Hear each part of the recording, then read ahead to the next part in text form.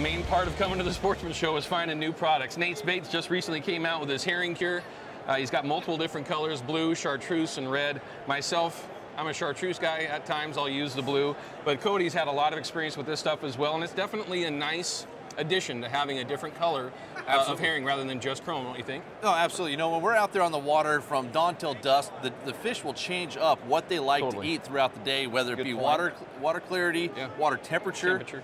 They absolutely change their feeding habits throughout the day, so it's nice having different colored baits, in this case herring, be it blue, red, or even chartreuse. We just introduced this last year, speaking of new products, is this new fire brine. Sure. And we actually have, it's obviously a wet brine. We engineered it for herring, but I use it on shrimp, coon shrimp, tiger prawn, eggs. It makes a phenomenal steelhead egg.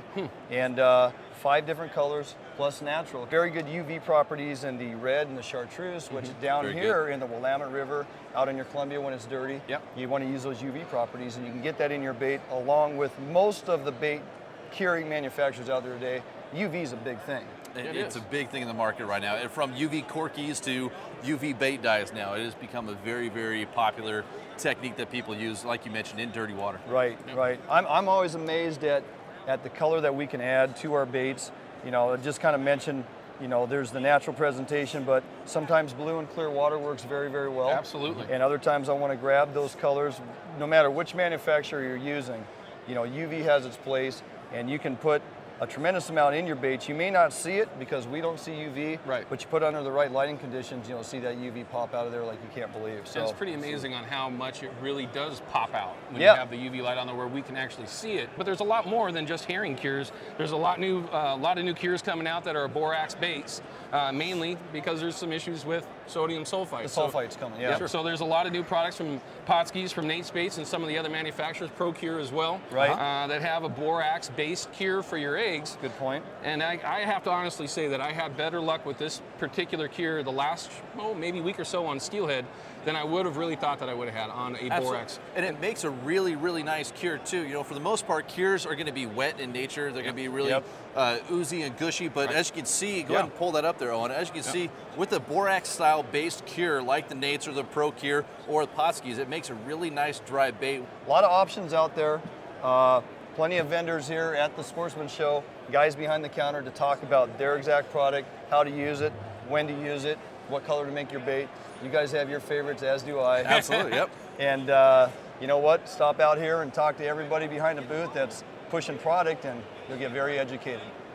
One of the best parts about coming to the Sportsman Show is you get a chance to see all the different pieces of the puzzle that you need to chase salmon and steelhead and sturgeon around here in the Great Northwest. And myself, I am a Willy fan. I own a Willy Boat, and I wanted to have a chance to introduce you to Jim Biddle, the owner of Willy Boats. And we're standing next to their new boat, the Fusion. Can you give everybody an idea of what is new about this particular boat? Well, we've taken 2 of our models. It's a Predator, and it's a 10 degree and a 5 degree, and we fused them together. The entry starts at 10.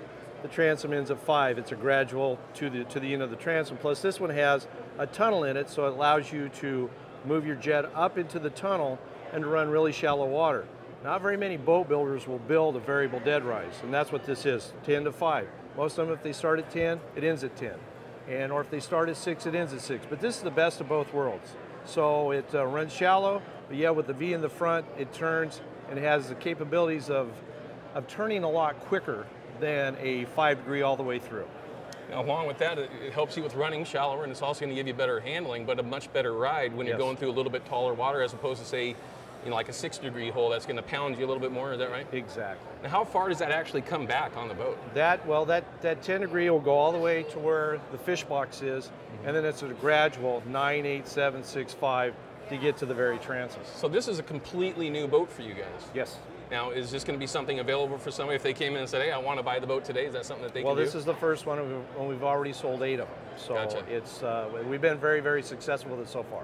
Now, for myself, because I'm very interested in these boats, obviously owning one, what size ranges are these available in? Well, they start at 20.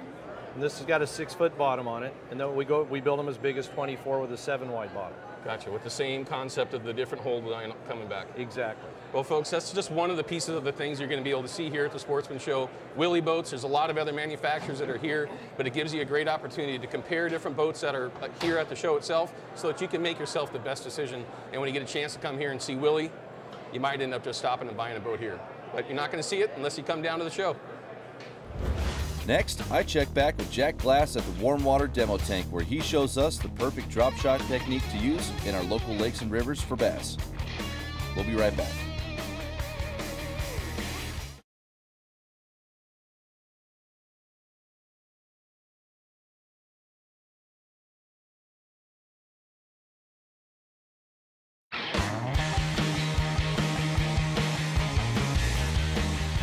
We're up here right now on top of the warm water bass tank with Jack Glass from Team Hookup. He's going to give us a quick tech tip on how to drop shot for smallmouth bass out in the Columbia and the Willamette rivers. This is a great opportunity for you folks to come out and learn something here at the 2012 Pacific Northwest Sportsman Show. Jack, talk to me about the setup that you have here. I am using a slinky weight on this thing, which is unusual. You see that more in the steelhead industry, but actually works very good with the drop shot technique. Absolutely. No, a lot of guys out there like to use, especially the bass guys, use the lead or tungsten. Jack is actually using a slinky weight because it's going to slide over the rocks a little bit easier. Now he's also using a Lamiglass spinning rod and an Okuma reel, and I see that you're also using braided line. What's the reason for the braided line? You know, braided line is tough to beat with a lot of applications because the sensitivity is so good. There's no stretch. You can feel those fish breathing on it when you're using braided line. So right now, Jack is going to make a cast into the bass tank and show us how to properly drop shot for these fish that are here in the warm water tank, but of course it's a great technique to use while you're out there on the rivers this spring and into summer months. Jack, go ahead. Let's see what we have here. I see him over there. Let's see if we can see if we can get him to go. So I see you've just made the cast out there. Are you letting it sink, or did you stop with your hand? What do you typically do when it hits the water? Well, when I cast, I like to stop the line with my hand. Sure. That helps alleviate a lot of the twist and stuff that develops in the reel. Okay. What I've got here is about a 16-inch drop line to my slinky, and then a hook is mounted further up. And ideal is to just kind of wiggle it through the water, create that action on this gulp leech, and that makes the fish aggressive about wanting to bite at this thing. Let's see if they'll go. They just got put in the tank last night. They may not be too aggressive yet. One's got it. Look at there, he's on there already. I thought I saw him already. Look at that. Oh, he just came off. You know, we cut the hooks off because we don't want to hurt them. You know, we just get a hold of it. That was first cast in the tank. Does the gulp leech work or what? Oh yeah, no kidding. Sure so does. clearly, drop shotting is a fantastic technique to use. As Jack mentioned, once you get it out there, simply just hop it along the bottom, nice, slow, and easy. Give the fish an opportunity to get a good look at it and react to the bait while it's down there in front of them. Jack, do you have any other tech tips for people when drop shotting? You know, be careful when you cast. You know, look at shorelines. Don't worry about deep water. Fish kind of shallow in the spring especially. Sure. A lot of times these fish are looking for beds to get ready to spawn. So 4 to 10 feet of water is adequate. You don't have to fish deep water. Along the shoreline's your best bet. Perfect. Well, folks, there you have it right now. Jack Glass, Team Hookup. We're here again at the 2012 Pacific Northwest Sportsman Show at the Warm Water Tank. Fantastic seminars happening all weekend long. We will see you all here. The 2012 Pacific Northwest Sportsman Show is not just a place to come and check out all the awesome hunting and fishing stuff, but it's also a great place to find the brand new products that are out there on the market. Right now, I'm joined by Corey from XXX Archery, based here in Oregon, and we're going to showcase some of the new products that are out on the market this year. The first one that I have in my hand is a kill bag made by Goat Gear, based out of Vancouver, Washington. Fantastic bag that you can reuse. You're not constantly having to throw them away after each and every single animal that you put in them. You just throw them in your washing machine, make sure the wife isn't looking, and you get to reuse them throughout the entire year. Fantastic product. And then Corey's also going to tell us right now about this S4 gear that you have on. Tell me about it. S4 Gear is another local company here based out of Oregon. Make a bino carrying case. Nice thing about this, it doesn't bounce up and down on us or flop around. One little quick strap, come out, the binos are nice and protected. Quick and easy snaps to get in and out of your unit. Has a great price point on there too, and we got them on sale here. Very cool. Very cool. Now let's actually talk about one of the brand new things that just came out on the market here in the last month. What I have in my hand here right now, this is the brand new Bowtech Insanity that you've all heard so much about. This one's actually the Insanity XL, the little bit longer axle-to-axle bow. But Corey, tell me about the new features that are on this bow for this year. Some of the new features on the, of course, Bowtech has, all new cam system. It's a binary overdrive system. Also what we have on here is a flex guard, which allows it takes out a lot of the torque, hand torque in the bow at full draw. Sure. We have a 35-inch axle-to-axle bow with a 7-inch brace height shooting 340 feet per second. Unreal. So great speeds, great accuracy out of this riser. They make two versions. They make a shorter version, a 32-inch axle-to-axle. 6-inch brace height shoots 355 feet per second.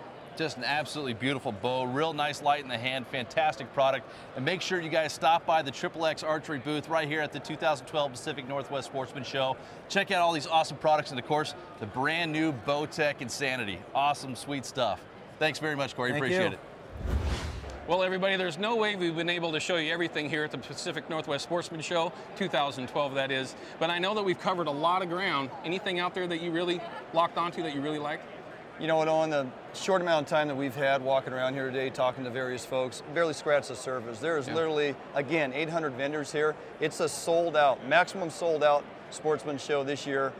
Too much to see and do. If you're coming down from, say, Washington or up deep South Oregon, you better give yourself 2 days to get through this building because it's huge. There's a lot to see and do, a lot of interactive, lots of things to sit in on seminars. There's just way too much information. You can't do it in 1 day. No, but you also have to remember, if you don't get it all done in 1 day, make sure you come back again because you're going to learn even more the second opportunity you get back, or you get a chance to get back out here. And I know myself, I got to be back here tomorrow because I want to come and listen to some of your seminars as well. That's a good idea. Yeah, I'll see you there. So make sure everybody comes down, check out the 2012 Pacific Northwest Sportsman Show, the one place you're going to learn about all the newest and greatest gadgets here for the Great Northwest.